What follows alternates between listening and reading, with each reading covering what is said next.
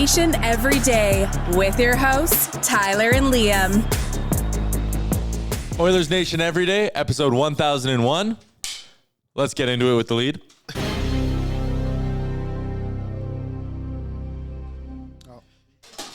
Welcome into Oilersnation Everyday, episode 646. We are live from the Sports Closet studio. You can check them out online at sportscloset.ca. Hey, Sports Closet, I'm trying to get one of those Black World Series hats. Can you please help me out? Help me, please. Can we see it? I know you don't have it, but what are we looking at here? They're pretty sharp. Didn't ask me. The show's a presentation of Bet365. Download the app today. Use the promo code NATION. Whatever the moment, it's never ordinary. At Bet365. We're fired up. It's a Friday edition of the show, and the Edmonton Oilers are coming off a victory, Liam. Of course. Of course. Yeah, ref show. Hey, you know what I say? Kill a penalty. I had a couple. If you don't want people to score on the power play, kill the penalty. So you're obviously familiar with my friend Red from Star Mechanical. Yeah, our good friend Red, yes. Also, he's a Habs fan. He's a Habs fan. Poor Red. How do you think he's taking it? Probably well, like every other Habs fan. He's irate. You would think the Habs just lost a playoff game. Guys, I'm gonna walk you through something here. Yeah. It's okay to be upset. I understand. If you're a Habs fan in the chat, sure you got a thing or two to say. Subscribe to the channel and you can leave a comment. Yep. And we'll read it and then we'll block you. Mm-hmm. Every single team in the NHL has a game. No. Probably 5, 6, 7 in a season where it's like, refs screwed us. No, this is just a Habs thing. League is against the Habs. So I went through and I looked at the Fun. box score from the Montreal Canadiens so far this season. Again, really good start from the Canadiens. Probably deserve to win that game. However, they did what they have continued to do all season. Take late penalties in games. And it is ended up screwing them this time around because you played with fire. You can complain about the refs all you want. It was bad for probably one of the calls. 2, Slavkovsky was interesting, and what was the first one, the Carrier one? But hey, you tripped Connor McDavid. Mike Matheson. Trippin's a trip. Josh Anderson. I know there's been so much speculation about you being an Oiler for years, but you're still in the Habs jersey.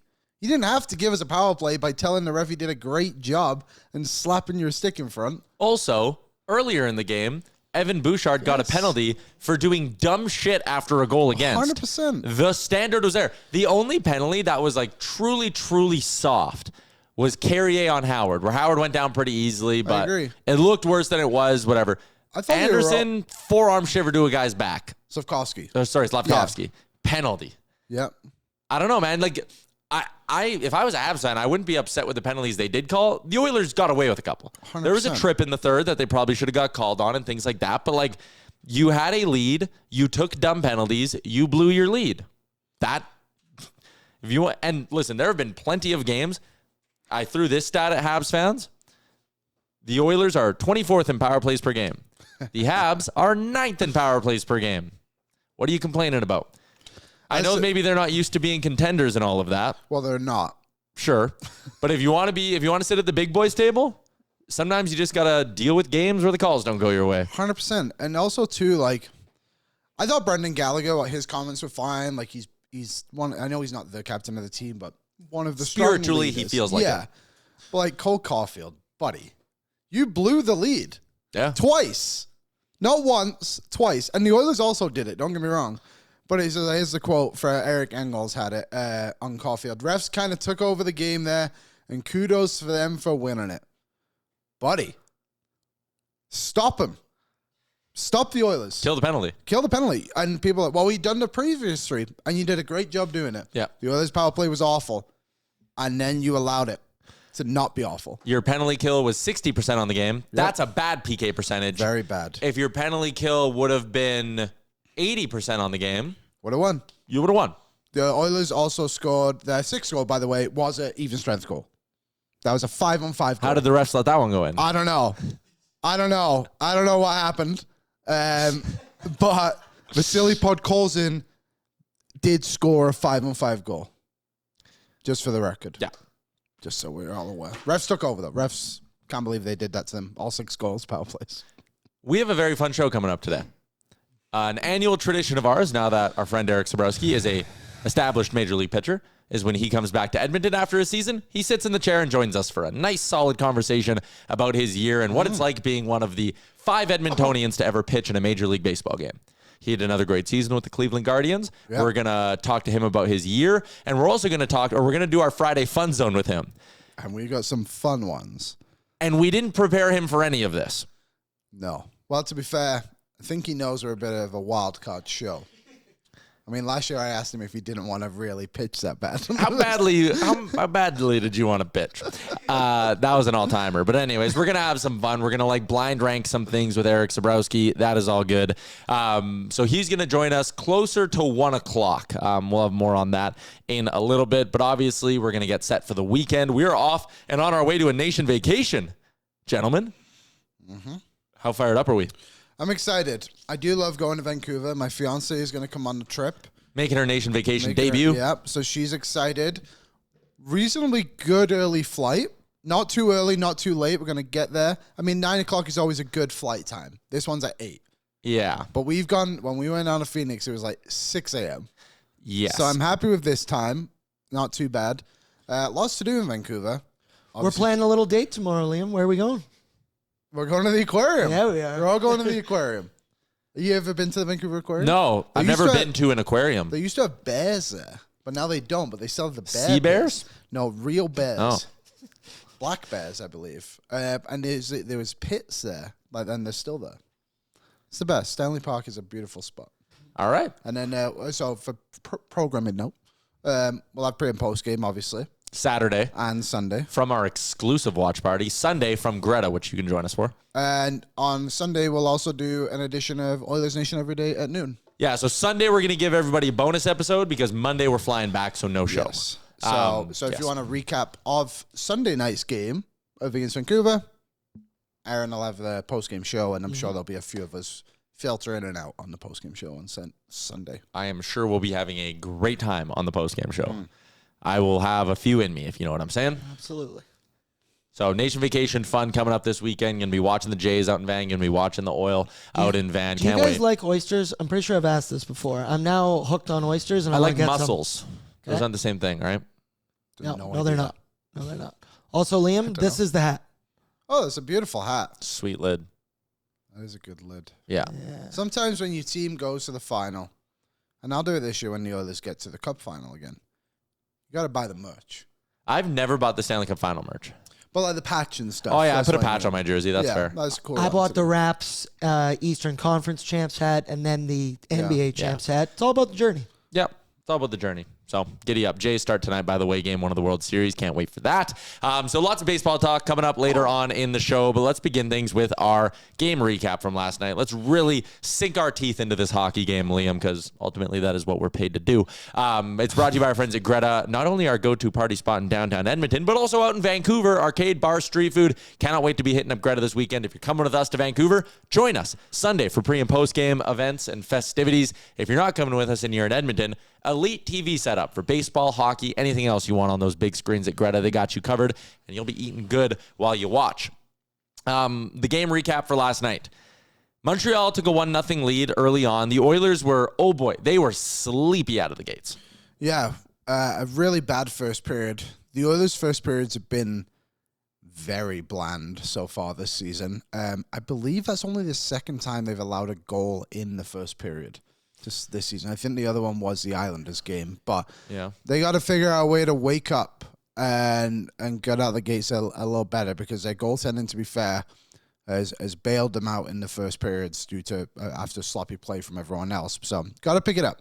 Highlights courtesy of our friends at Sportsnet. The Oilers outshot in the first period 12-6, but they did find a way to come out of this one with the game tied. Yes. David Tomasek, Tommy Smokes. My favorite player. Yeah, your boy, Liam. His ears were burning after you talked all that shit about him again yesterday. Any shit. But he winds up, takes a shot. I thought Philp got this one. I did too.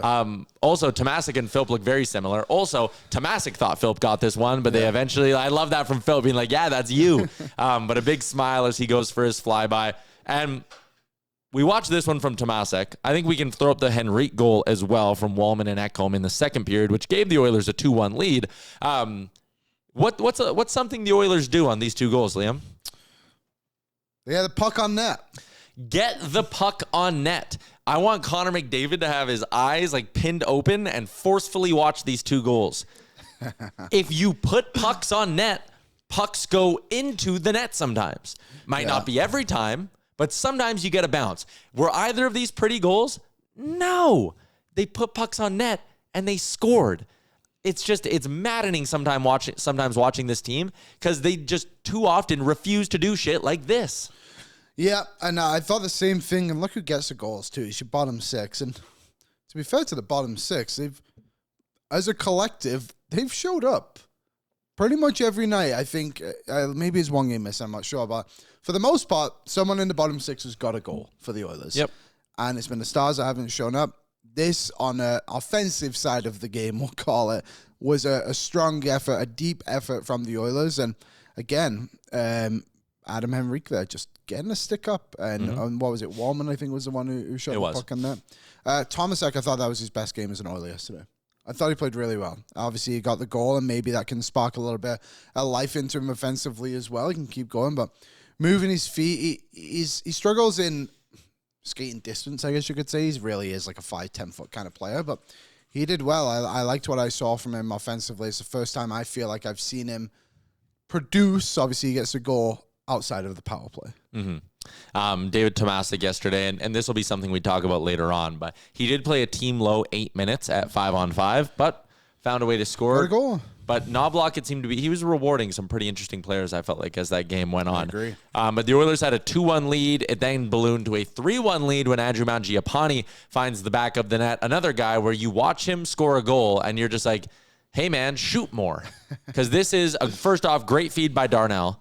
But the sneaky little release, stick in tight, still getting a lot of power on it. Like, it's a good goal by Andrew Mangiapane. And you look at the fact he has 3 goals, then you look at how many shots on goal he has this season, and hint, it's not a lot. The total number right now is 6. Let me guess. Shit.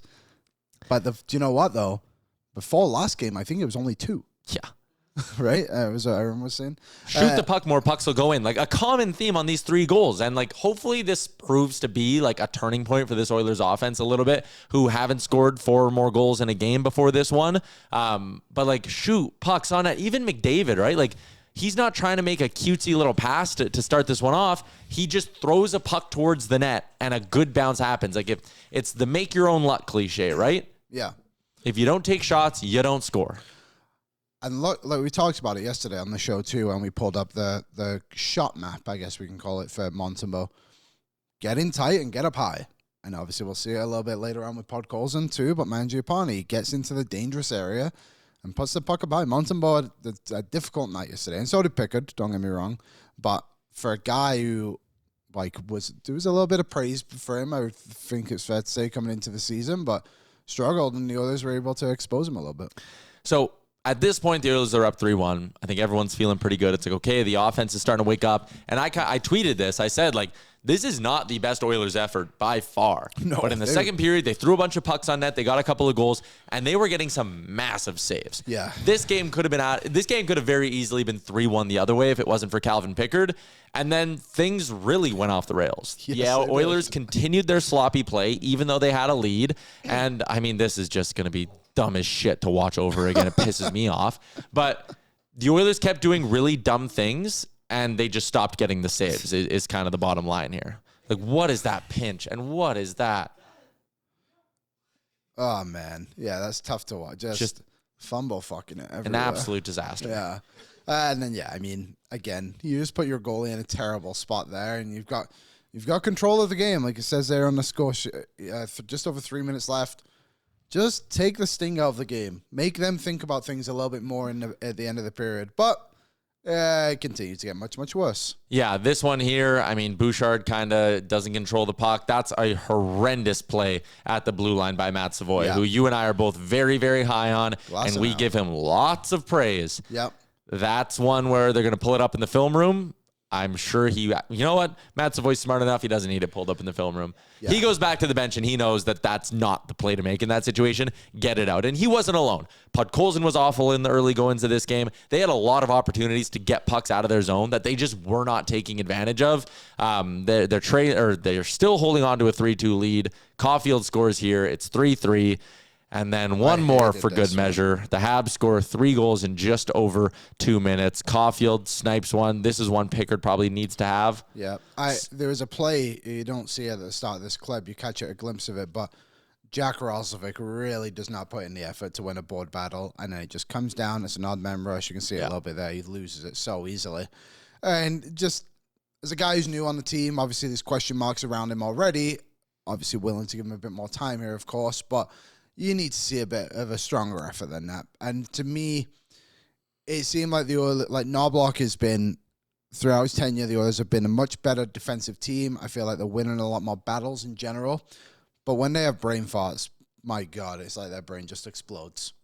And they just forget how to really play the game that they are so good at playing. And it's disappointing. Again, probably a goal, like you said, Calvin Pickard, you need a save from your goal in that situation too. Again, like I'm so surprised Pickard played. Me too. I don't really get it. But early on, it was looking like a genius decision. It was looking better than anticipated, that's for sure, and then it gradually fell apart. I guess the main part about it is he only allowed one in the third and gave them a chance to come back. If you want to, it's not positive. This would go down on the bad quality start meter, to say the least. Not a good game, but also, I mean, first off, they get the win. So you're always going to feel a little bit differently about the goaltending when there's a W in the column, and Pickard finds a way to get you Ws. The reason I'm not going to totally go all in and roast Calvin Pickard for this is because we just talked about a dumb play by Savoy, a dumb play by Podkolzin. Darnell Nurse, brutal once again. Jack Roslovic, incredibly lazy when it came to making defensive plays. Like, he had some good offensive looks. Totally. Nothing else was there for him. Like, there was such a laundry list of issues in this game, especially through 40 minutes, that it was just kind of like, what are you doing? 100%. Like, Pickard made some great saves early on. He faced through the first 2 periods 21 shots, and it wasn't until the final 2-3 minutes of that second period where things went off the rails. So I'm not going to sit here and roast Calvin Pickard all too hard. Third period, it was the Habs' turn to blow a 2-goal lead. Newhook made it 5-3, and then the Oilers. Liam, the power plays started coming. Do we want to do power play clips first? Do we want to watch the penalties back? We can watch, yeah. Let's do the penalties back. Yeah, that's a smart. Yeah, let's just. So this is the one you didn't like. Okay, Slavkovsky. This is an interesting one because Louis said on the broadcast. Were you at the game last night, Tom? No, I was watching. Okay, so Louis said on the broadcast that this looks soft, but you get your elbow and forearm, whatever you're calling it, right in the guy's numbers. He has nowhere to go but right into the boards. I see that side of it. He's bent down a little bit. I'm not sure. Look where the ref is here and watch Suzuki. Okay. Look at the middle guy. The ref, all he sees is a forearm on the guy's back. So, watch when he would see the forearm on the back right here, and then he would lose where this is going. His line of sight gets lost. That's true. So he sees Slavkovsky elbow up, and then he sees an Oiler through all that wreckage laying on the ice. You can argue about whether or not this is a good or bad penalty, and Brendan Gallagher said apparently the refs came up to the Habs after this one and said, hey, we messed that one up, not a penalty. If you're Slavkovsky, all you need to do is not have your elbow on his back, and it'll be fine. Yeah. Honestly, yeah. Because the thing is, too, I know it's a bit of a bang-bang play for Slavkovsky, but, Emerson's clearly fallen. His skates have gone out from underneath him a little bit. It's not like Slavkovsky buries him that way. It's just the way his elbow kind of falls or arm, whatever. I think they have every right to be upset about this goal. The good news is for Montreal, they actually killed this penalty and could have just moved on with the game. Oh, so why are we talking about it so much? Because there's 2 more to come. So the next penalty that did eventually burn the Montreal Canadiens, this was Mike Matheson tripping Connor McDavid. We'll get another look at it here. Again, officials got to do this stuff in real time. That is a stick in between a player's legs. Player loses his balance. Pretty sure that's the definition of tripping. Yes, our rules analyst is in, actually. Josh, please let us know what you think of some of the calls last night. That one, to me, is a clear trip. Mike Matheson's second penalty of the game, because he also got, I think it was an interference call, a spearing or whatever it was, on Mangiapane. The one thing I'll take away from all of these Habs penalties, They are all very avoidable by Montreal. And I think as you go through the game, that one's probably a bit unavoidable. McDavid's coming through, whatever. That's happened to every player in the league, basically. But the other ones, you didn't have to do what you did.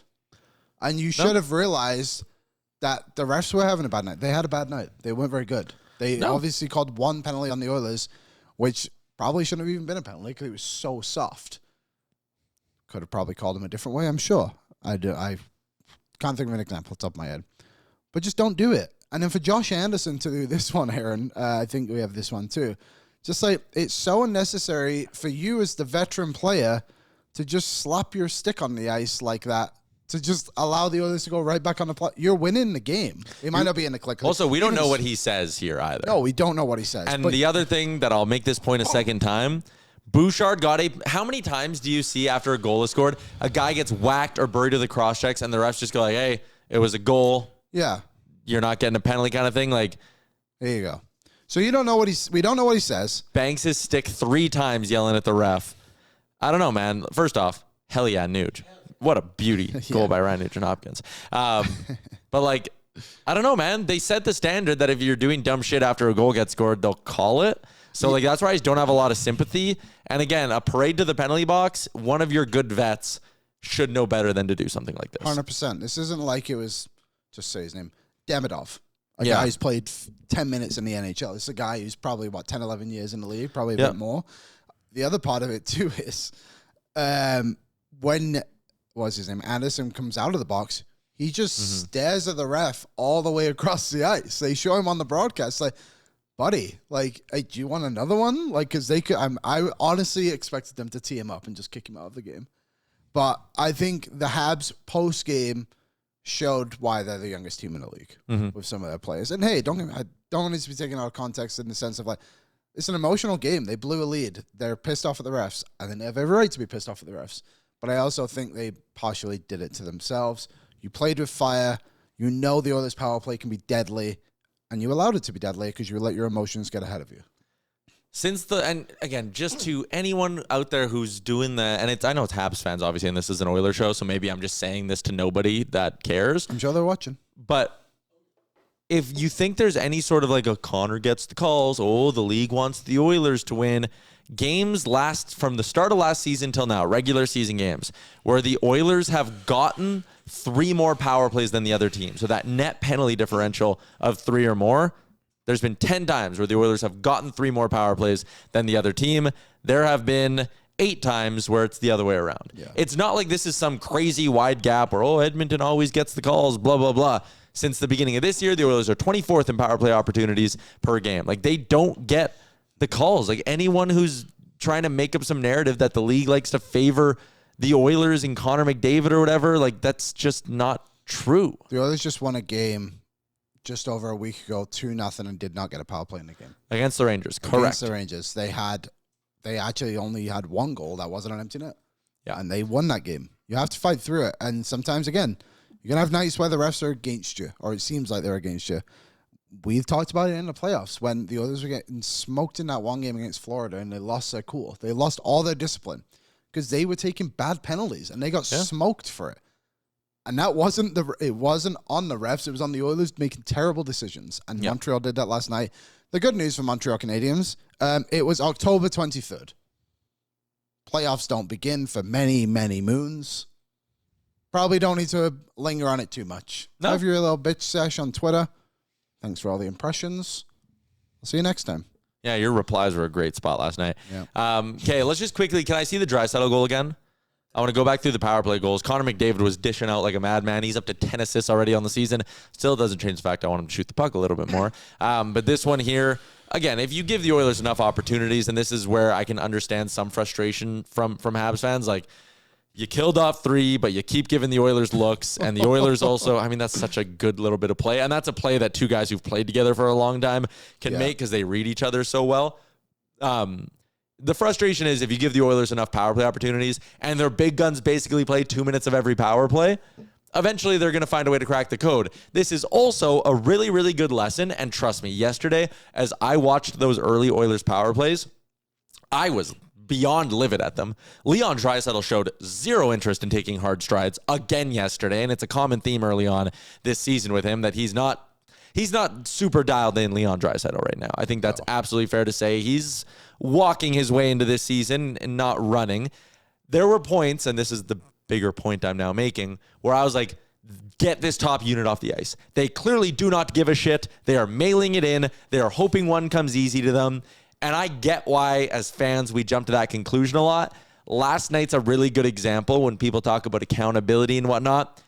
It's why Chris Knobloch just keeps playing him. Because if you want to win the hockey game last night, you weren't winning that hockey game by putting your second unit out there for one of those power plays. You were winning that hockey game by giving your big dogs a chance to take the ball, run, and make up for the dog shit first 3 power play attempts that they had. So Draisaitl scores 1, Nuge gets the next one, an absolute beauty. And this game, in a matter of 58 seconds, goes from a 2-goal deficit to a tied game, and the Oilers have all the momentum. Also, Nuge up to 5 goals on the season. Might be year of the Nuge. Kid might be back. Yeah, it was just a really great finish from him as well, and got in tight, lifted it high. It's not a lot to say. It was clearly the recipe on Mountain Bowl last night, and there it is, Josh Anderson going across the ice, staring at the refs, and hey, the Oilers went through them like Swiss cheese, like a knife through butter. There you go. That's a good line. Stop them. Like, we're not talking about a couple of slap shots from the point here that just made their way through. The Oilers just went right through them with ease. Get your emotions out. It's not who cares? You're on the ice. You're trying to kill a penalty. They couldn't get past their own. They're in their own way last night. The Habs. People are making a good comment about, you're saying Leon's not dialed in. He has 5 goals in 8 games to start the season. All on the power play and 1 empty net. Yeah, like you got to watch the games a little bit here. I get it. Like, Leon Draisaitl is an exceptional player. He's a top 3 player in the NHL. So like, he can still produce when he's not playing well. If you've watched these games and you have not noticed the multiple times that star players on the Edmonton Oilers have shown a minimal interest in back checking or in making a hard play along the boards, like, I don't know what games you're watching. Like, their record might be a little bit better. Again, they have built up more than enough goodwill with me that I'm not going to like spend 20 minutes roasting them or whatever. But to pretend that it hasn't been a thing so far this year, I won't even call it a problem. To pretend it hasn't been a thing so far this year. Come on. Early season. He has 1 5-5 goal. My apologies. The Oilers win this hockey game with 1:09 left. And Vasily Podkolzin finds the back of the net. The first goal since the death of his father. I think, again, if you're going to sit here, and this is just a beautiful play by him in front of the net to flip that backhander up. And, I mean, a great bit of hockey sense to know where you are and to know where you can shovel that puck. That is a very, very high-end goal. He hasn't been his best so far this season, and he is one of the guys who you absolutely excuse it because training camp gets disrupted. He's got to fly back to Russia because his dad passes away. He comes back pretty quickly to be with the team and to be here for the start of the season. This is just a great goal for a guy who, personally, I think really, really needed one to go in for him. I agree. He actually had I can't seem to find it right now. That's okay. He had a quote last night about it, and he thanked the fan base for the support after, obviously, that terrible incident, I guess we can call it. But, yeah, it was great to see him get one there because, like I said, he's been fairly quiet offensively to start. I thought he was okay last game, taking off the top line. Also, too, after a bad play early in the game, there's Matthew Savoy at the top, getting into place, swinging around. Daryl, hello. And you know what else I like about this goal? If we can maybe watch it back one more time. This is what I love about the smart hockey player Matt Savoy is, and it's a small thing. And again, the credit in this goal is Podkolzin, some good puck movement. But watch Savoy, too, when he initiates this down low. That defenseman's pitching. Savoy lingers back knowing he's the high guy. Like, 1:09, tie game. I like that he has the wherewithal to be like, there was a lane there for him to charge to the net. Oh, yeah. He's smart enough to know I don't do that. He's a great hockey player. Yep. And now back-to-back games, he has been linked with the game-winning goal. Yeah. Yeah, well, he got an assist on the Wallman OT winner. So, Matt Savoy had a really good game. I thought a few Oilers really stepped up in interesting ways last night. Oilers win 6-5. They are now 4-3-1 on the year, so above 500 with a 563 points percentage. And again, we showed too many highlights. No!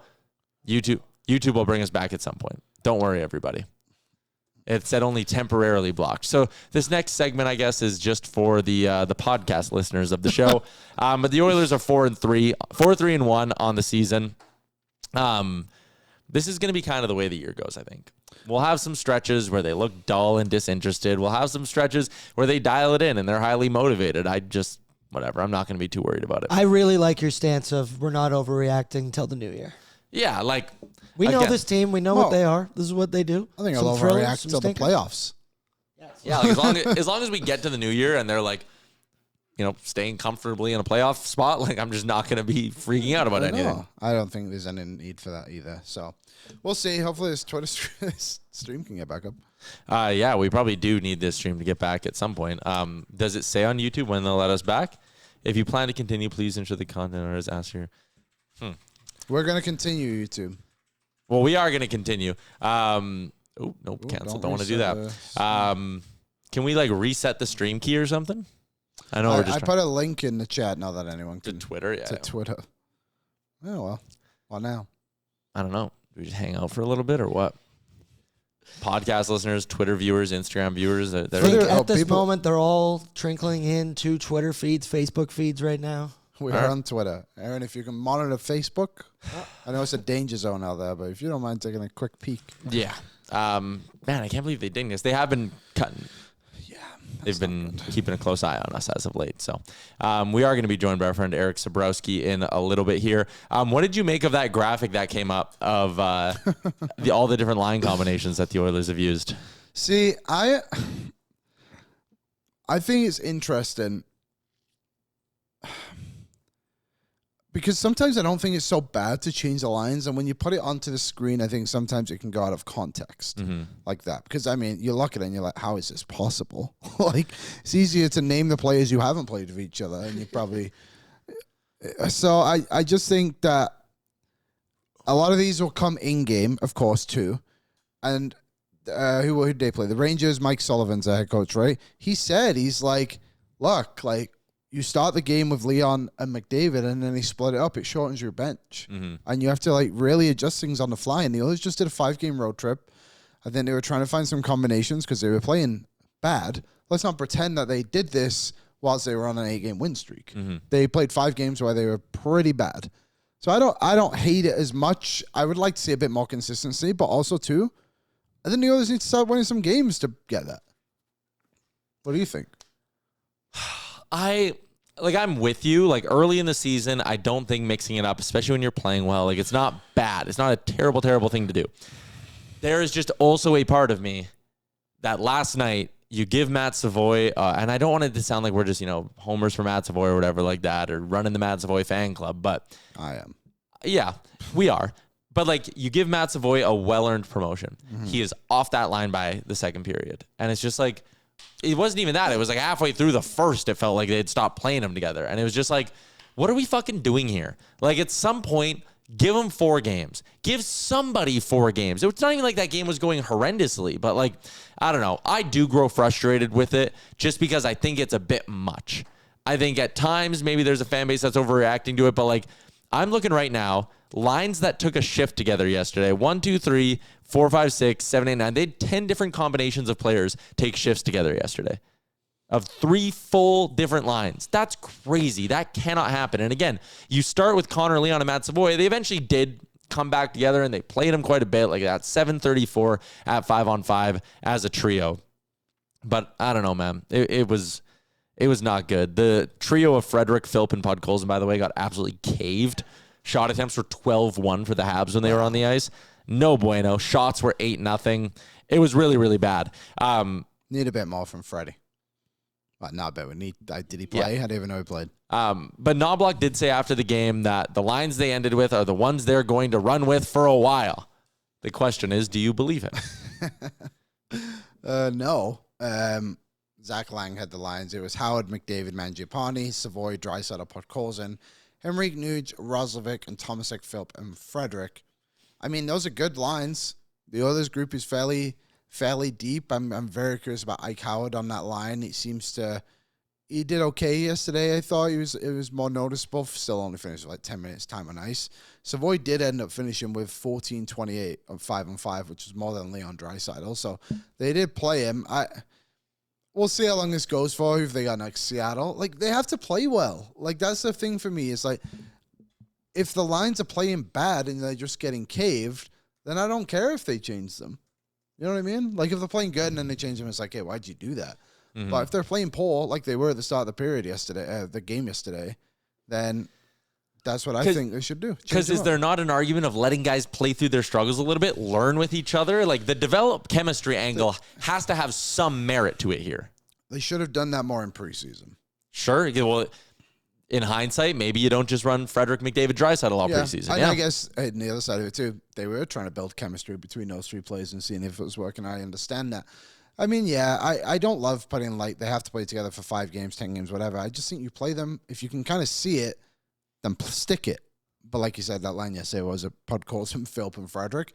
That was a line they threw together and clearly was terrible, and now they've moved away from it. But curious. Even like moving away from it, Tomasek, Philp, and Frederick, that's not going to probably be all that much better. What are you doing? I think you need to play Philp with speed. And, I mean, yeah, maybe you just don't have anymore. Like, I liked Philp and Kapanen as a duo. Obviously, you can't do that. Kapanen's hurt. Yeah. They definitely lost a little bit of speed with Kapanen. But, like, again, you don't even give Matt Savoy a chance, really. What was his time on ice with McDavid yesterday? Let's have a look. I got it right. 7 something. Matt Savoy, it was 12 minutes with Draisaitl, 7:50 with McDavid. Pretty good chance. Yeah. And I guess he is sticking with Leon here, who he played the 12 minutes with last night at 5-on-5. So I think that line, Savoy, Draisaitl, and Podkolzin, if I'm not mistaken, was the line they used when they got back from the Four Nations. Mm-hmm. And it was not bad. Yeah. When Savoy had his decent little tenure there. Knobloch liked Ike Howard. Yeah, he did. Gave him some love after the game, said he's learning to play the NHL very quickly. So now, again, we flip-flop a little bit on the show. Sounds like Ike Howard's not going down to Bakersfield anytime soon. I don't think they might not have enough healthy bodies to send him down to Bakersfield, to be honest. Curtis Lazar, will he ever play hockey again? Is he Ryan Murray? Over under 41.5 games this season. Over plenty of time left. I mean, hey, he's literally one injury away from being just have to be planted into the lineup. Yeah, no, that is a good point. So last night, Ike Howard played 4 minutes and 33 seconds with McDavid at 5-on-5. They were outscored. They were 1-on-1 on goals for, goals against. Mm-hmm. Shots for 2-1 in favor of them. I thought he looked good. It'd be interesting to see him play with that, obviously, elite skill. We haven't seen him do that for long periods of time. I think it's a good idea to split McDavid and Draisaitl, though. I think, like you said, Draisaitl hasn't been there the entire time. So time for him to get his feet moving a little bit. Maybe these young guns in Savoy and Podkolzin can get him going.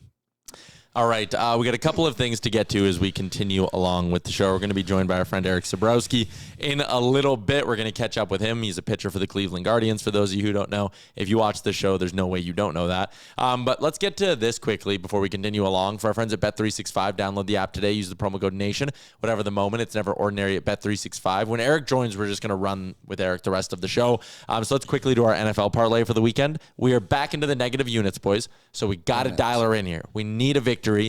I jumped out early, and I'm taking the Bucks over the Saints, minus 3.5 points on the spread. I just think the Saints are largely junk. It was a very bad week last week for Spencer Rattler. I think 3.5. I get that it's at the Superdome. I think the Bucks will find a way to handle them with a bit of ease here. Which one of you two put the Patriots in there? I did, but it's Patriots -7, not +7. That would have been nice. Patriots +7. Patriots -7. You're just betting the Pats every week, hey, bud? Because they're great. Because they play terrible teams every week. Yeah, they really do. They really Browns suck away. They're on the road. And it's at in Foxborough. So I'm all in on the Drake may be the MVP of the league. Oh, my God. Where is he on the odds board? 3? 3. Who's ahead of him still? Mahomes and Allen. Josh Allen. I don't know if anyone deserves to be MVP for a quarterback level. I don't think anyone's played particularly well, to be honest. Yeah, that's a good point on May. That is a very good point. Because there's always that thing in MVP too, where like performance relative to expectations, and I mean May is just shattering what everyone thought that he could do coming into the year. Well, speak for yourself. Aaron, who are you taking? Tyler, I think I want to take the Bills -7. Yeah, I feel like the Bills coming off a bye are going to have their shit tight. They're going to smoke them, I think. So I'm going Bills -7. We're riding with the AFC East. Buff -7. This plays out plus 596, boys. So we'll have a little squad ride as we head into the weekend and get out on the nation vacation. We're gonna get a watch together on Sunday. Yeah, let's go. Yeah, we will. Well, again, we're doing our show here live at 11. Man, people in the YouTube really struggling to get over to the Twitter. Hey. Yeah, I'm trying to get messages in there. Yeah, we'll see if we can do it. Edmonton Kraken, Edmonton Canucks are the two games this weekend. The Seattle Kraken, one of the more surprising stories in the NHL this season. They're 4-2-2 to start the year, looking pretty good. They're a perfect 2-0 on home ice as well, so they've been good at Climate Pledge Arena, which is a really cool arena, by the way, if you can ever have a chance to get out there. Did you know the water is rainwater for the Zamboni flood? Really? Yeah. That's very environmentally conscious of It them. is called Climate Pledge. Mm-hmm. The Kraken's 4 wins this season. They beat the Jets. They beat the Leafs in OT. They beat the Golden Knights in OT, and they beat the Ducks. So they've actually beaten some pretty quality opponents in that mix there as well. So as much as we laugh, they are a very mild hockey team. They are vibeless. At times, they appear lifeless. You can't take them easy coming into this one. No, definitely not. And I feel like the Oilers never really blow them out. You know what I mean? I feel like every always time we kinda play close. them, it's always like weirdly a tight game. They've proven they're not bad from what I was listening to some podcasts about them, and sounds like they're just really enjoying their time with Lane Lambert, their new head coach. Bit of a different vibe from Dan Balsma. Assuming the Oilers get Joey Decord on Saturday, he has a .911 save percentage and a .256 goals against average on the season. He has a 4-1 record. He is, just to put it simply, he's a very good goalie. Yep, he is a good goalie. Yeah. Probably should be. Is he American or Canadian? That was a whole thing last year. He's Canadian, American, and Swiss. Okay, that's what I thought. Should probably go to the Olympics. One of those teams. That'll be in the conversation. If he would just Maybe not accept his American. Canadian passport, and again, I think he might have already said or played for Team USA before, Gotcha. so he's kind of hooped. But like, God damn it, why couldn't you have been Canadian? Let's have a look here quickly. Yeah, he's born in Boston. I think one of his parents is Canadian, so he has the passport. Gotcha. But, Jaden Schwartz is off to a great start this season. He has a team-leading 4 goals on the year. We're also going to get a chance to see a couple of former friends in Adam Larson and Jordan Eberle in this hockey game. Eberle's playing on the top line with Matty Beniers and Berkeley Catton. Berkeley can. Yeah. He's a good player. There was some conversation about him going back to Spokane this season because the NHL AHL hasn't put in that rule for 19-year-olds to play down there yet. He's one of those guys that desperately needed to play in the American League because he is way too good, and he's clearly already signed his NHL deal, so he can't play in college. Yeah. Sunday, again, we'll preview Oilers Canucks when we do our show on Sunday. But, man, that Canucks center depth. Hey, look at that. You want to send everybody links to it? Okay, you can watch this on a different stream on YouTube. There is one person watching right now. All right. Well, actually, here's what I'm going to do, Aaron. I'm going to go to our old stream. I'm going to redirect it, and then you can end that stream. But give me 2 seconds. Smart. Yeah, we're cruising here, boys. But yeah, the Canucks center depth is absolutely hilarious. Elias Pettersson and then Max Sasson, Atu Ratu, and Neil Zaman. There's obviously a lot of smoke that the Canucks are going to be heavily looking into the trade market, if they are not already, trying to get some amount of center help here. Yeah, I think it should be reversed. I think Seattle should be looking at Vancouver and being like, actually, we're better than you, so we're going to get your players. You cannot have Alex Wennberg. Yeah, I think I agree with that. Canucks, Flames. I mean, it's actually pretty crazy to look at the NHL standings, and like it is October 24th, so like let's all hold our horses here and not get too carried away. But the Flames have lost 7 straight since winning Game 1 against the Oilers, and boy, are they ever lucky that they won Game 1 against the Oilers. Oh, I know. So frustrating. San Jose has 1 win, and quickly, top of your head, who's the other NHL team with only 1 win on the year? Tampa Bay. Tampa Bay. Yeah. Tampa Bay still only has 1 win on the season. That's crazy.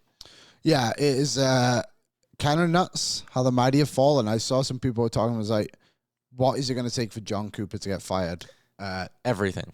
Yeah, I think they would not have to win a game the rest of the season. Even then, they might let him He just go. had a new deal, Yeah. secretly. I think they would have to miss the playoffs this year and then probably get off to a bad start next year. The better or a more fun conversation, if you want to have it, is the second. Let's run through the hypothetical of Tampa Bay fires John Cooper. The second he's fired, how many GMs are immediately going, hey, John, I'll fire my guy for you? Quite a few. There's a lot. Quite a few. I mean, just look at what happened to Jim Montgomery last year.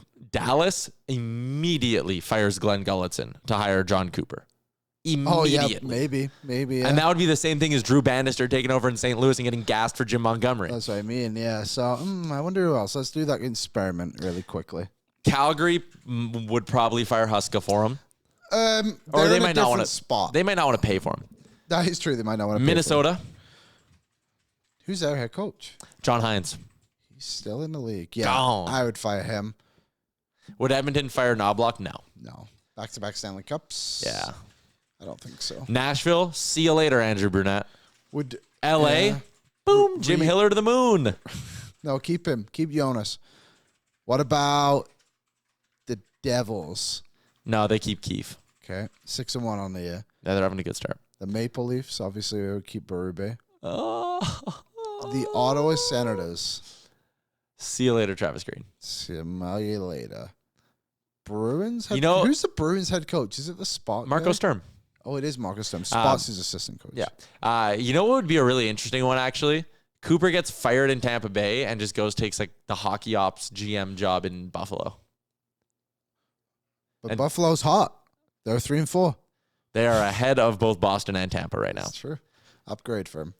If you're in the YouTube chat right now, firstly, welcome back. Yeah. Secondly, please leave a like on the video. Yeah. Because we got to get this viewership right back up to where it was. We will be joined by Erik Sabrowski shortly. Yeah, he's going to be swinging by in a bit. We're going to do our Friday Funzone with him. We're going to talk to him about his second year in the majors as well. Yeah. Utah? You want to do another fun NHL hypothetical while we're waiting? Always. How many fan bases right now?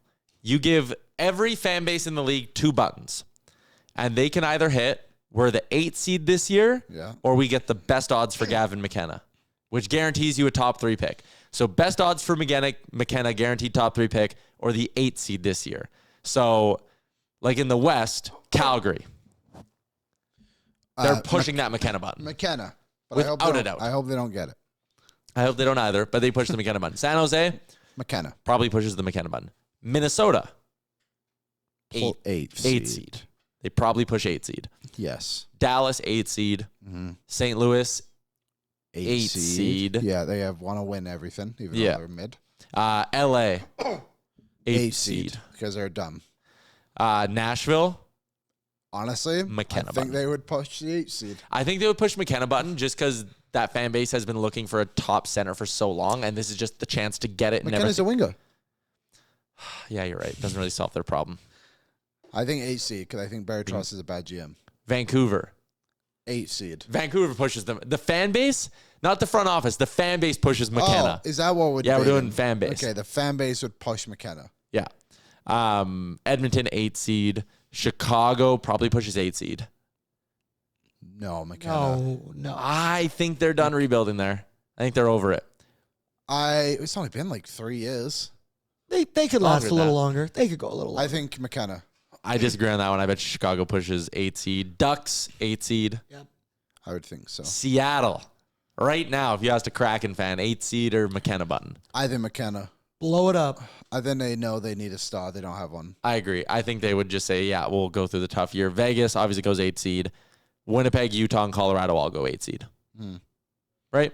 People were saying in the chat Edmonton should push the McKenna. I mean, of Why? course, I think let's not take this out of context. Every single team wants Gavin McKenna. Everyone would take him in a heartbeat. But also, I think there's probably about 12 to 17, 18 teams somewhere there. It's like, I'd actually want to be in the playoffs. The Oilers are absolutely one of those teams. And I would put them at like 1.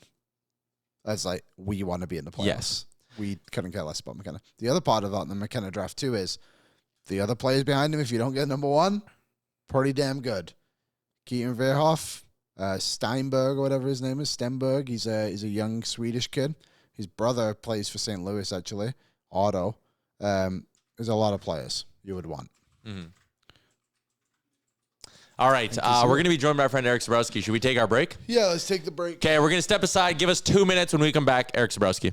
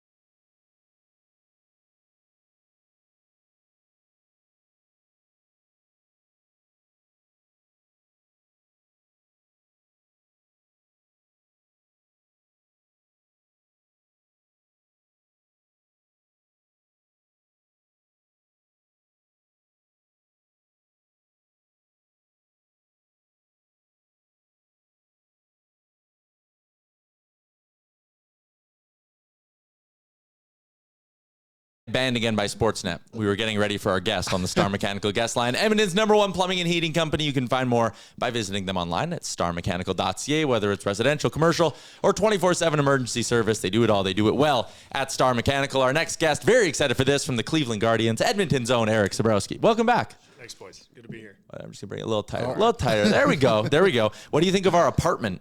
It's wonderful. It's busy in here, but, there's the bed over there you're showing me. You Yeah. can always have a nap. Yeah, and during the playoffs, you need that. Aaron was working a lot of late nights doing pre and post games for a long cup run. Yeah, We shower, we got laundry, we got Pizza Pops in the freezer if you if you're want one hungry, later. let us know. Well, Brett was telling me he was here at almost midnight last night. So Yeah. maybe Yes. we should have slept there instead of taking the day off. I want to start. We're going to talk about so many things with you. We got you for the next half hour here. But the Stanley Cup run, it happens right during kind of your season, right in the thick of it. Yeah. So how do you handle it? What do you do? What's the routine? Try and shower up and get back to the hotel or home pretty quick and catch the last period or two. Yeah. Did you get any guys this year? I remember, so when they went on the first run, you were still in AAA, and you were saying you had a couple teammates who hopped on the bandwagon with you a little bit. Yeah. They'd be paying attention to the Oil with you. Yeah. Did you get anyone on the major league team watching Oilers playoff games with you? I definitely had the clubbies. Okay. I was still on my rehab assignment. So I was in between Akron and Columbus. We were in Buffalo for a little bit.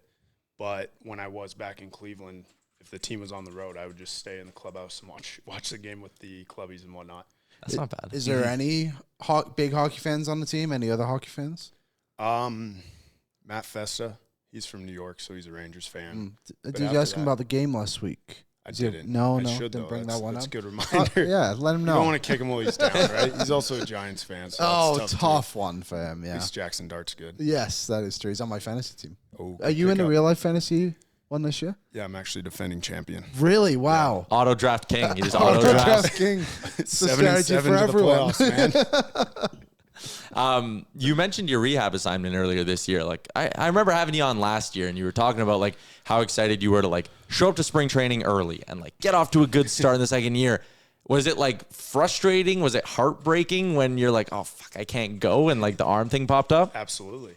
It was all of that. It like you said, it was really exciting to start my second year, and then boom, hey, you're probably not going to pitch till June. It's oh, that's a tough pill to swallow, but I trusted in the trainers, trusted in the staff, and we did everything right and ended up being an all right half of a year. Do you when something like that pops up, is it you immediately feel something, or was it something they found as you were going through your physicals and stuff? No, physicals were all good, passed all those, and then just through throwing my bullpens, reflecting on it, I definitely ramped up a little too quickly, and I kind of have a busted elbow as is, and it just reacted in a way you don't want it to. Yeah. Was there a part of you that got real nervous when it first started? Because you've been through so much, like you said, with your arm. No, this is stuff that pops up. Every pitcher has something sometime, and if this had been, it was kind of just a bad timing thing. If I had been built all the way up, throwing in games, I would have missed 2 weeks. But because of where I was in my progression, hadn't faced hitters, hadn't built up a pitch count yet, where it was hey, we're just gonna shut you down for 3 weeks, and every day you take off a throwing is 2 to come back. That's the rule of thumb. So you shut down for 3 weeks. That's 2 months almost to get back into the swing of things. And then I just basically had to repeat spring training at the complex league. Yeah. Did you ever make it to LA for a playoff game? I know we were talking about that when you were rehabbing. I tried it, but it didn't work out with, again, coming back from the injury. It'd be go to LA on a Tuesday or Wednesday night, drive back to Phoenix that night and throw a bullpen the next day. Probably not the best idea. So I had a question. You have good questions. They're bangers. This one is a bad one. This is a real baseball question. So obviously the Blue Jays are going through all that whole thing now. And I'm a very amateur baseball fan. How is it different for, I know you're a bullpen relieving pitcher, but for a starting pitcher to come into a game and pitch 1 inning? You know what I mean? Like what Gosman did the other night? Yeah, Gosman, it was the other guy, Bassett played. yes. How different is that for those guys? You know what I mean? Or is it you're just the still same? pitching in a game, Yeah. but your preparation's way different. Right, because When they're probably not starting throwing Yeah. till way later, right? Yeah, They're when watching the game. when you're the starting pitcher, you start throwing 20, 30 minutes before the first pitch, Okay. right? And you ramp up, you get a long time to get ready. Yeah. You throw as many pitches in the bullpen as you want. As a reliever, say it's a 7 o'clock game, you're playing catch for the first time at 3:30 or 4, then you know, do your conditioning, get your workout in if you need one, then you're sitting kind of until the phone rings. Right. And then obviously when the maybe phone it doesn't rings, ring. it's boom. Yeah, maybe it doesn't ring. Sometimes it doesn't ring. And then all of a sudden, you know, you got to get ready to get in the game. Yeah. He did have a long half inning to get warm, but it's just, I think it's different emotions and different intensity. Yeah, because you got to go from, like, I would imagine for Gosman, for example, he's probably sat in the actual dugout, right? Is that what happened? He might have started in the He might have dugout, started, yeah. but like for the most part, you're just like, you're not intense at all. Yeah. You're just watching, and it's like, hey, time to go. Yeah, it's interesting. definitely different. Yeah. There you go.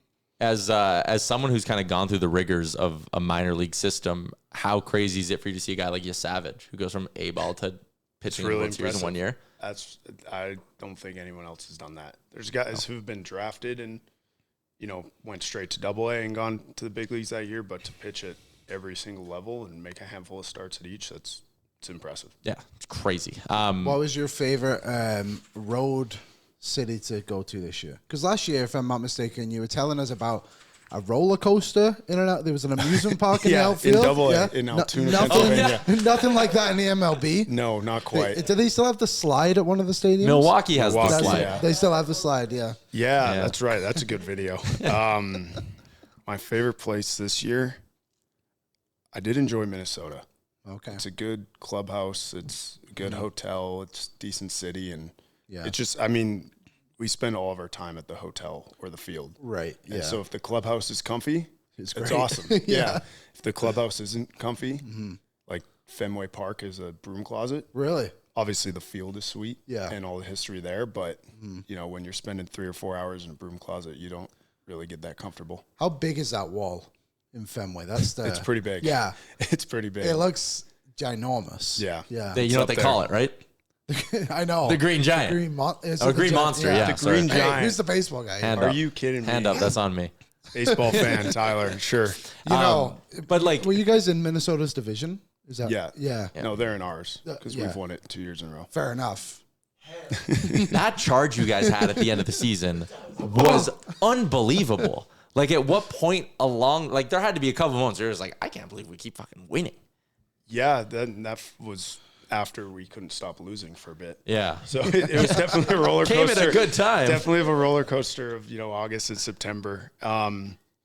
We were in Texas, I think at the end of August, and we got smoked by them. We got swept.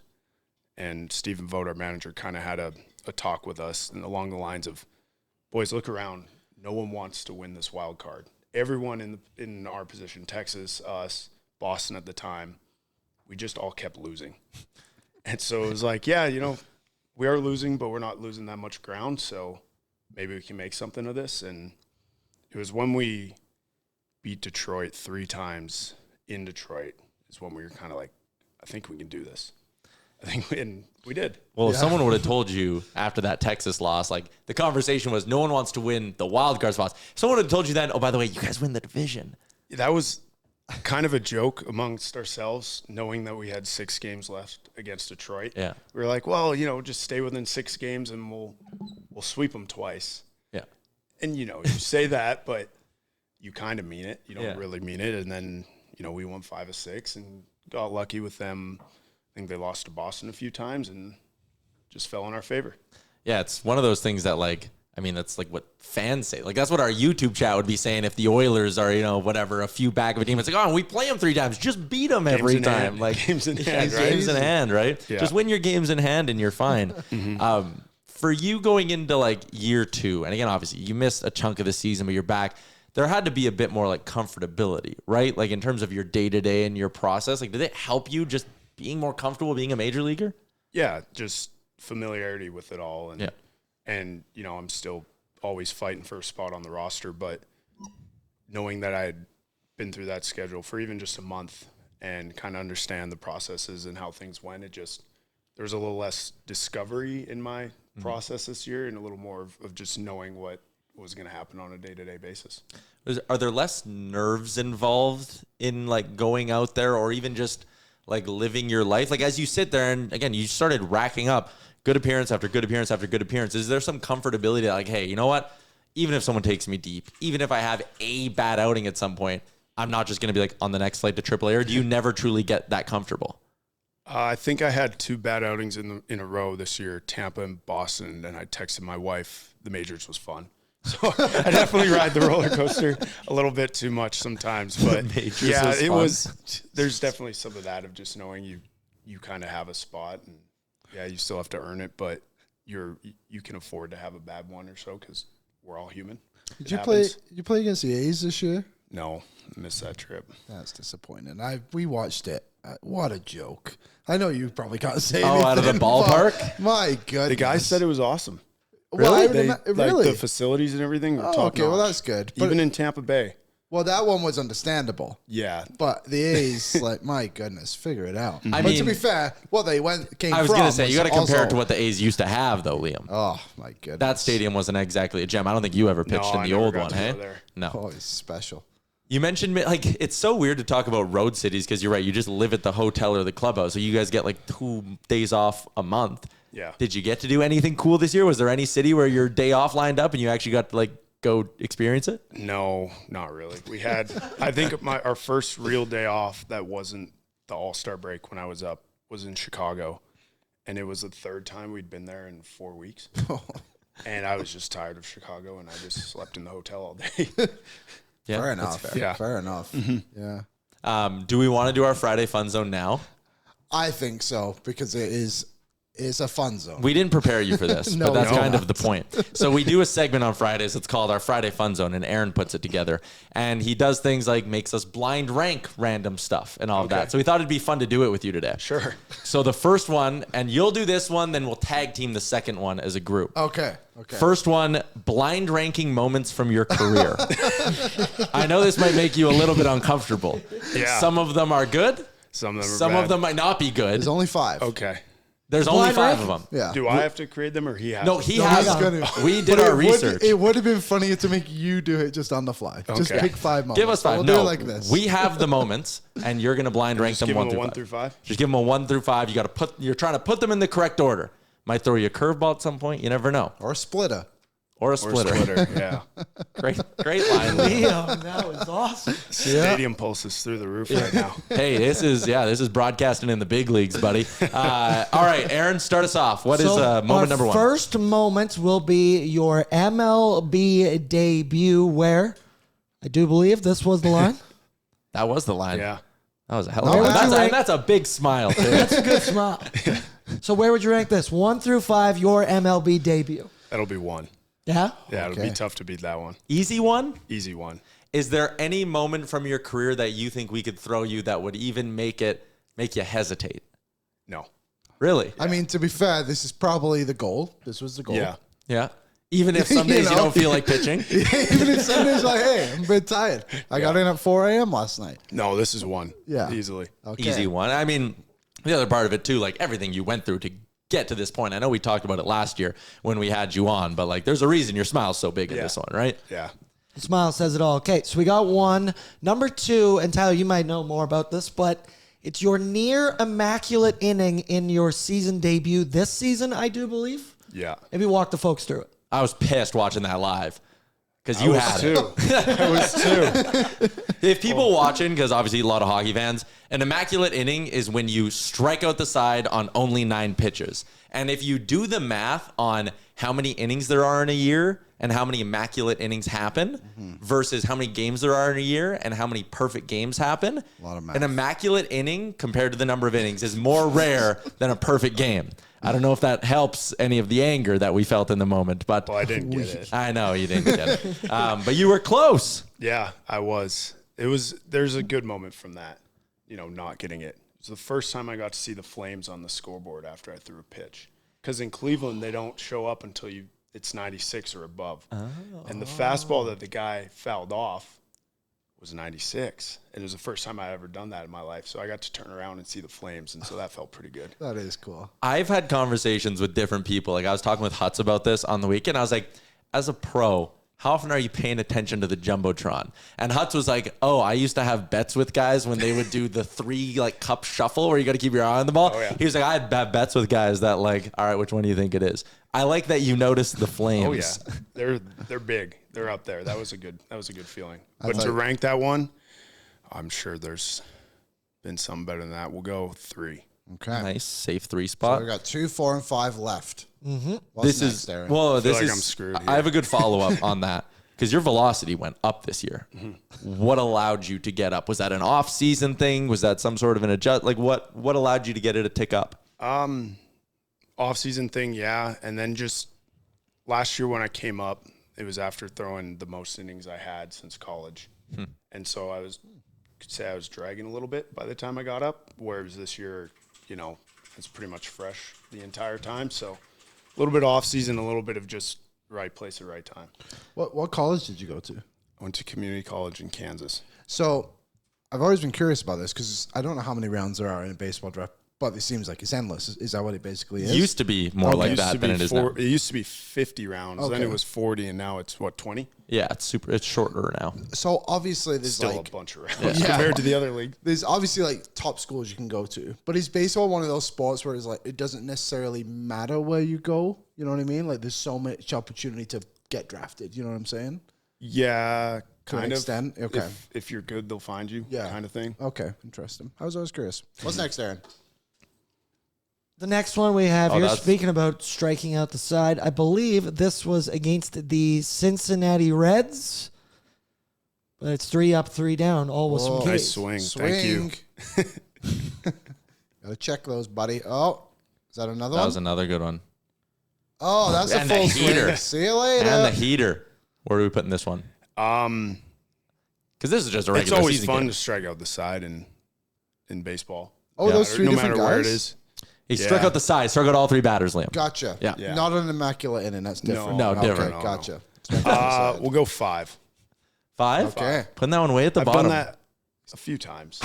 So Oh, okay. Hey, someone's got to go 5.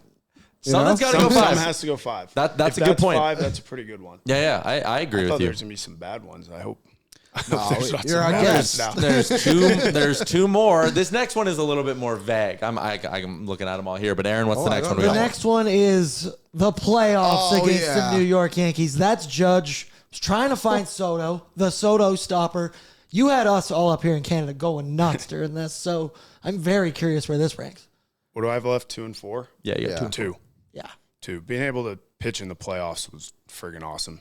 So- And then being able to do all right against the Yankees with that lineup was also pretty sweet. 8 Ks in that series against the Yankees. Oh, wow. Nice. So last year, I remember you talking about you walk to the bullpen at a Yankees stadium. So this year, you guys played Detroit in the first round, right? Yeah. How did that compare? Because Detroit's known as can be a harsh city as well. How is it? You know what I mean? Like to Nothing Yankees like fans. Yankee No, Stadium. okay, Nothing sounds like Yankee good. Stadium. You know, they talk their smack when you're warming up because the seats are right there, Yep. but you can't really compare it. Been to the big leagues. You and kind of got the Yankees, and it's baptism good. by fire Yeah, your first yeah. postseason. Thrown into the deep end. I remember, we were talking last year, there are so many guys who pitch in the majors for a decade plus and do not get to experience playoff baseball. Yeah, we had a guy on our team, Jacob Junis. He had 8 years of service time this year. This was his first playoffs. Wow. He just kept telling us, you don't know how lucky you are. It's for me, Cade Smith, some of those guys, it's kind of all we know right now. I mean, Yeah. Cade's done it a lot longer than me and a lot better, but he's pitched 2 years. He's been in the playoffs twice. I've pitched a year and a half. I've been in the playoffs twice. It's awesome. Yeah, that is crazy. Moment number 5. It's not this Stanton moment, sadly.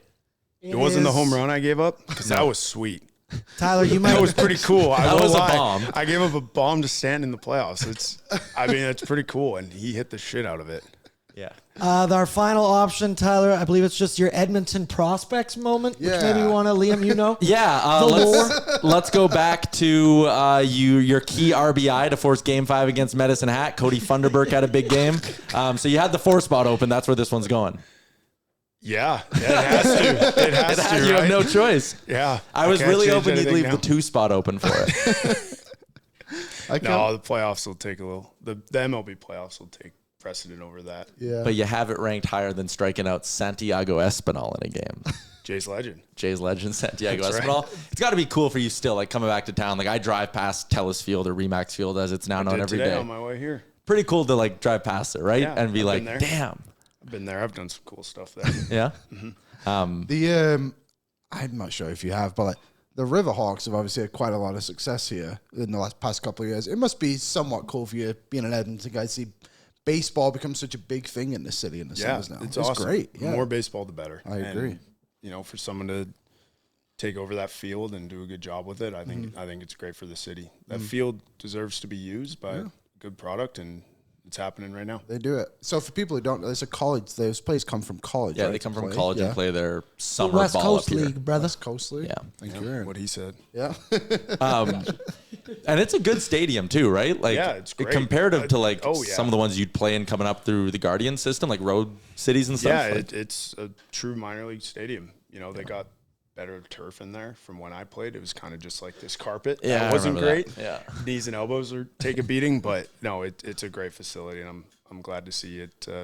There being some success there. And The infield drains itself. It's Wow. it's pretty good out Yeah, there. I guess you used to work there. You They would have know. Smart infield. Green Monster. Dead center. Dead center. true. You know what I they think call that's those? actually bigger than Fenway. You know what they call that, right? It's called a batter's eye. I know. I did not. I did not Now know you that. Now I know. I'm learning so much. I feel This like a has been guest. very educational for Yeah, you so this far. is great. This is great. Should stop by more often. I should. You should. Should we do blind Yeah. ranking number 2? This is the Okay. one we're doing as a team. So the one we have here, also I'm on top of your head now, shout out. I've watched it 250 times, the George Springer dinger that happened this season. We're not going to bring that up because we know you're in the majors, but I kept calling it can't a have Canadian you ranking heritage that. moment. And we are all right around the same age. So I've got 5 Canadian heritage sports moments. In my opinion, some of the best of our lifetimes. And I want us all to go through and rank them. So the very first one we're going to go to is the golden goal, Sidney Crosby, 2010 Auto Olympics. Wait. You got to stop showing it right now because the IOC is going to have us ding in like 3 seconds. They are on that shit. Golden goal. Everyone's seen the highlight a bunch of times. Auto one. Yeah. Yeah. Thoughts? I mean, what? Thoughts? I didn't even live in the country. This was 2010. I hadn't moved to Canada yet. Did you know about it? I watched it in England. Oh, really? So this we go. is my. See, they were English watching it in heritage England, moment. so auto one. Worldwide. Where were you? Ooh, 2010. Was I 13? Probably at home. I Watching it in remember the basement. I had a hockey game that day, and we were all watching it as a team. Like they Is this let when it. we were teammates? It might have been. I'm trying to think. It would have been right around that time, honestly. But I remember they let us We might have all been go 14. up into the lounge, and me and like all my 13-year-old teammates sat in like the bar and got to Really? watch overtime on TV. Yeah, Nice. And we went nuts when he scored. So you would probably remember that. So yeah, it might have been the next year we were teammates. Auto. Yeah, that's one. Yeah, I think that's a pretty easy one, Aaron. Yep, that's fair You probably enough. could have. No, because we would have known it was coming. I think just putting that one Exactly. As That soon was as you kind said of my Canadian thought. heritage moments, I was thinking about that one. Exactly. So. Like I think of like the old commercials where they used to have like the beavers and stuff. Yeah. You slap down the highlight. The next one, this one's more up my alley. I'm going with the Kawhi Leonard. Is this the dagger? Yes, it was. I'm a huge basketball guy. I'm curious, any other sport? Like clearly you love the Oilers and baseball, but do you ever watch ball? I actually went to a Suns Raptors game in Phoenix that year, so I feel like I helped out that Yeah, year. part of the journey. I cheered him on. Yeah. Kawhi played like 4 minutes. So that part sucked. Classic NBA. well, he had to go plant Yeah. these trees. Yeah. So I'm trying to think of what else could be coming down the pipe here. I'm not gonna lie, this was unreal. This That was sweet. and I mean, The yeah. dagger. I'm And trying like to think. Twitter that day, I just remember I couldn't stop scrolling. Like My dad jumped out of his seat, and he does not like basketball. He calls it netball. So this was a big moment in our Netball's a household. thing too. Game It is, 7, it is. final shot, Kawhi. The Like it's a only- hard shot, only- the bounce. The only buzzer-beating game winner in NBA Finals playoff Game seven. history. Game seven. Game 7. Sorry. Really? Yeah. It's the only one. I say 3. This is huge. Basketball We is got Canada's Raptors game. fever. Yeah, it is true. It is Canada's game. that's Yeah. a good point. And I'm trying to think what else would be there. Yeah. It's like a Canadian heritage moment. I can- Because this is all like Vin Hour kind of era, right? You said, Yeah. Aaron? These are all our Okay, lifetime. then I'm good with 3. Lock it in. Lock it in. Number 3. I like it at 3, Aaron. Okay, so we've got 1 as the golden goal, 3 as Kawhi Leonard. This is fun. Next one Good up, name. we are going to do a much more recent memory. Connor McDavid winning the 4 Nations this past February. It was a big moment, big tournament. There was Felt like a lot of pride on the line. This was almost Olympic level, and then it's our boy who gets it done. Good What do you player. rank it? Great player. But I'm going to say it. 5. Oh, I can't do 5. I think 5's a little insane.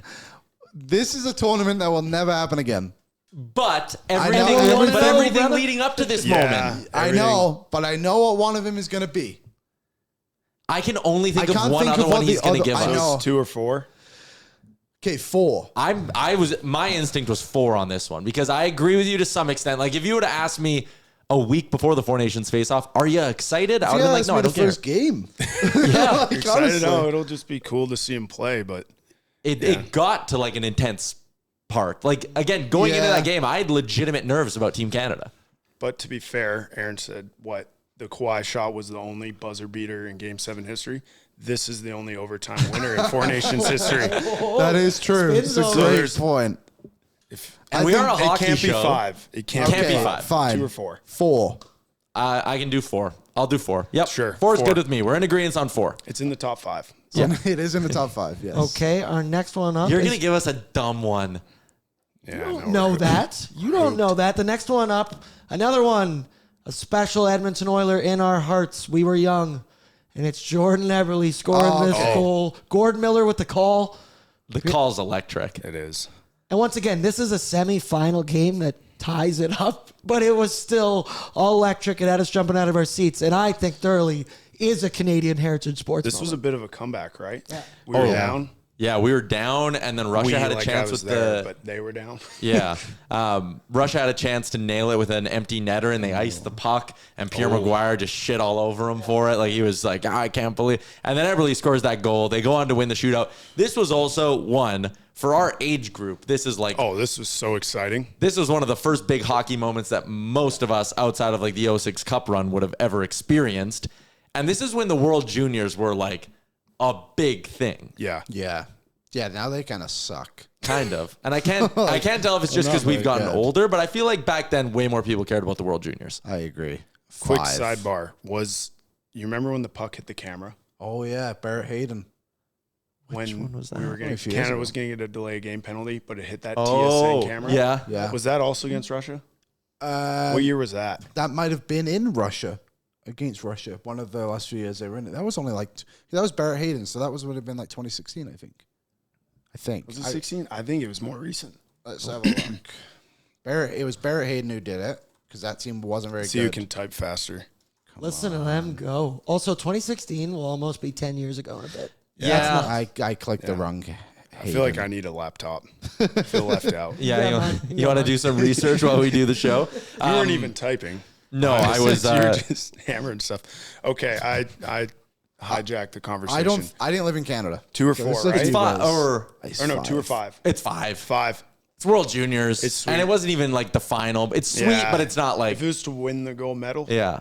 And I think I know where Aaron's going with number 2 or for the next one. And I think we'll like that one in the 2 spot. I think we all know which it was one was 2020. coming up. Ah. And it is Jose Bautista with the bat flip. That Heard was around the sweet, world. baby. Blue Jay fever at an all-time high. Oh, look how high he hit that thing. that was sweet. It's a Like fucking the one nuke. with Springer the other day, I know they made adjustments to the stadium, but like Springer's went in and lowered the first Yeah. deck, right? Yeah. This one was that second, third deck, whatever He it was. pissed on it, yeah. Yeah. that This ball was smoked. this was gangster. I would honestly consider this as like my number one. I thought it might have been. That's why I kept it for the end. See, the thing, I didn't live in Canada for the Crosby goal. It's obviously number one, but this is my number one. Liam's Canada era. This is my number one because was of fun. everything that went with it, like the stupid catcher hitting the bat, and then Yeah, Sky Russell runs, Martin hitting and the then like bat. everything also after it too. This was unreal.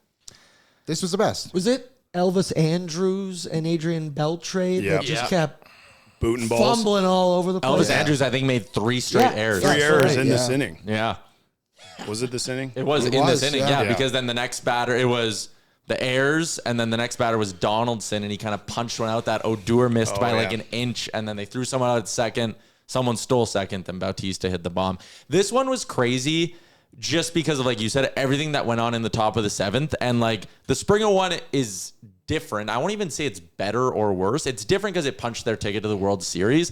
This one was different because the Jays had never had a playoff moment period in my lifetime. And as someone who like grew up loving the team, it was just like, you were just used to the fact that the Jays were always wildly mediocre. They were never terrible, but they were never all that good. It's very similar to the Oilers' run to the Western Conference Finals, where, because didn't the Jays go on to get swept, or they lost 4-1 or something? That was when they lost Kansas, to KC, right? yeah. Where the Oilers smoked Calgary 5-1, and McDavid gets the overtime winner, and then they got absolutely dummied by the Colorado Avalanche. That's actually a good comparison, But we all remember the overtime goal from McDavid and then try and block out everything else. And we borderline remember that McDavid overtime goal more than a lot of the winners that are en route to the Cup final run. 100%. Yeah. It was very iconic. Should have put that one in, Aaron. Yeah. There we go. I think we made the perfect list. I think that was honestly the best list we've made. Yeah. Didn't have a game with the prospects ahead of striking out guys in the majors. So, like, again, no mistakes on it for us. We did good. We did teamwork. We just needed some teamwork. Yeah, Yes. we're good. We're good. You guys are my crutch. Yeah. I need your help. What's the offseason look like for you in this first little month? Like, you talked about, like, ramping up at the start of the season. Like, are you ramping down? Like, how often do you throw every week right now? Every day right now. Oh, you are throwing every day? This week, getting back into it. And just, getting ready for another long season. And, like, you'll go the whole winter throwing, like... Throwing most days, yeah. Throwing most days. Yeah. So what kind of... Like, you're obviously not just, like, getting on the mound and blindly throwing X amount of pitches and being like, no mound or nothing. We're just playing catch. Just playing catch. We're just keeping the arm in shape. Okay. And then and when it comes to, like, improvements, like, you still work with Taylor Burns a lot? Yeah. So what kind of stuff are you breaking down? Like, there's playing catch, and then I'm sure there's, like, the work side of it where you're, like, studying yourself. Like, what kind of stuff are you looking into? I mean, story of my career, but it's just we're trying to figure out how to stay on the field for 7 months. Yeah. Right? Like, when Cleveland, we have World Series aspirations, and that involves a 7.5 month season, and just trying to figure out what we can do to make sure I'm available every day for 7 months. Strength above anything, because, like, obviously the stuff's there. That must be pretty cool. I mean, even like the immaculate inning, one of the follow-ups I wanted to ask on that one, or the near immaculate inning, sorry. One of the follow-ups I wanted to ask was like, was that just the biggest sigh of relief ever? Like going out there and be like, I still got it. I don't know if you were following, but my rehab assignment sucked. It was very good. Yeah, it was a little up and down. Yeah, and so just being able to be back on that mound and being in familiar territory and being like, okay, I can do this. Yeah. Not that there was ever full doubts about it, but it was, oh man, like my month on assignment wasn't that great. You know, what if I don't have it? Yeah. Or what if I, don't have what it takes to get back there? And then just being able to do that was, okay, that was silly. I got this. Did you, like, second time going around in the majors, there's more film on you, there's more data on you. Did you change anything? Like, was it like a fun challenge? Be like, all right, they maybe know what my tendencies are. I got to, like, be ahead of that curve yet. Like, was there any thoughts like that? No, not really. I think it's still too early for that. Yeah. I still faced a lot of guys for the first time and a lot of teams for the first time this year. So there wasn't too much, reverse game planning, but I know what I'm good at, and Cleveland helps me exploit that, and we go from there. What's your guys' pitching coach? Carl Willis. What's an average mound visit like from him? Like, is he a guy, like, is he coming out there and, like, obviously they know your personality, but, like, if you're frustrated and something's not going well, is he coming out there making you laugh? Is he coming out there just being like, hey, okay, this is what you're throwing to the next guy? Like, are they all kind of a similar message? Is it dependent on the situation? What's an average mound visit like? Well, it's like, I don't know if you've ever seen the comic, but it's a pitcher talking to his pitching coach, and he says, how come you never come out here when things are going well? Oh. And really, they don't come out there when things are going well. Yeah, you don't strike out a guy that don't come out to be like, good work. Yeah, so usually when he comes out, he's just giving you a breather, saying, you're doing fine, you're doing good work. You kind of go over the next guy, and I don't know, I don't think he ever inserts any jokes, but I think I kind of he's got a thick North Carolina accent. I think he just kind of sounds funny sometimes, and I think I just have a little chuckle at that because he has made me chuckle a few times. But it's really just almost like a timeout, just giving you a breather. All right, it hasn't gone well yet, but there's no reason you can't figure it out. Things like that. Do you plan on yelling at your manager next year when he tries to take you out the game? I was just going to ask that. Not going to bring that one up. Thought ever crossed your mind, though? You've been like, come on, Vogt. Like Scherzer was screaming at, wasn't he screaming at? Schneider. I was going to ask, have you ever done that at any level? There's a difference between me and him, though. Yes. But He's have going to you the Hall ever of at any Fame. level? No.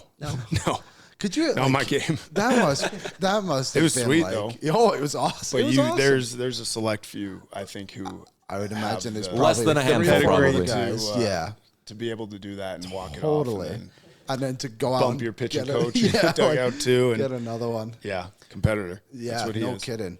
Also, I never knew he had 2 different colored eyes. Spooky. Yeah, is that why they call him Mad Max, or is it the yelling? I think it's the Yeah, both. Yeah. Both, yeah. It all goes into the aura. Have you made your return to Rogers Place yet to watch an Oilers game? Last night. You did go last Yes. night. That was a Way banger. too many Habs fans. I've never been there for one of those before. That's why I don't go. I would never It was go. fun though. It was Yeah. quite the atmosphere in the third period. You know, them fitting in "Go Habs Go" in between the "Let's Go Oilers" and stuff. It was fun. Yeah. You know, you'll Rockin' actually building. see those same fans there next week when the Oilers play a home There game. was more than a handful like Oilers hats, Habs jerseys. You can't do that. That drives me. Yeah, You got to pick a lane. yeah, it's tough. Yeah. They'll all be back in their Oilers jerseys next week. But it was a good win. I mean, I would love to be like, Eric, your thoughts on the Oilers so far, but it's October. I mean, we Yeah. know this is just the shit they do in October. It's just what they do. Yeah. Didn't we start like 2-6 the other year? Still made it to the Cup final, so we're ahead of schedule. Yeah, they were worse last year when we had you Yeah. on the show. And we Yeah. weren't freaking out then. No, ahead of schedule. They'll Yeah. be fine. All right. Appreciate you popping on. Thank you. Maybe we'll get you on one more time before you go out Sounds for good. spring training. Because that's in, you'll probably head out same thing like January-ish. Yeah. All right. Okay, we'll have you on again. Thank you for doing this. We Thank appreciate you. it. Thank you Thank for you, Liam. dealing with all of our Thank No you. problem. all right, for the people watching, Sunday, special show live from Vancouver. Come to Greta if you're in Vancouver and you're going to the game. We're going to have a really, really good time. And then Monday, we are off. No show Monday. We're on an airplane. You can't broadcast from an airplane. Or, Could you? no, I'm out. We're The no internet- show Monday, but we're giving you all a bonus one Sunday. Pre and post game shows. I'll be on with Aaron on Saturday. Pre and post game show on Sunday. We got a ton of content coming this weekend. Shout out to Eric for popping on. Have yourselves a good weekend, everybody. And we'll see you back here Sunday at noon. Do not forget. Oil up. What's up, Nation citizens? If you enjoyed today's episode of Oilers Nation Everyday, make sure you hit the subscribe button here on our YouTube to not miss any of our content. We got you covered from interviews, insight, analysis, everything you need to stay up to date on everything around the team. Hit that subscribe button so you don't miss a video.